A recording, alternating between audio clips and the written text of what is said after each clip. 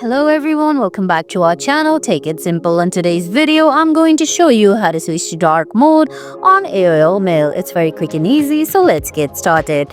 First of all, open the AOL Mail app on your phone. If you don't have the app yet, you can get it from Google Play Store or the Apple App Store. Once you do that, go ahead, launch the app, then sign in. Now on your screen, you can see options like Inbox, Home, Receipts and Subscription. Select Inbox, then go to top left corner. Now from there, select Settings and Privacy. Under Settings and Privacy, you can see categories like Accounts and Security and Customize Your Inbox. Under Customize Your Inbox, if you scroll down, you're gonna find Dark Mode as a third last option. Tap on Dark Mode and select Dark Mode again, and you can see you successfully switched to Dark Mode on AOL Mail. And guys, that's it. I hope you found this video helpful. If you did, please give it a thumbs up, leave a comment, subscribe to our channel and hit that bell icon. See you in the next video. Thanks for watching.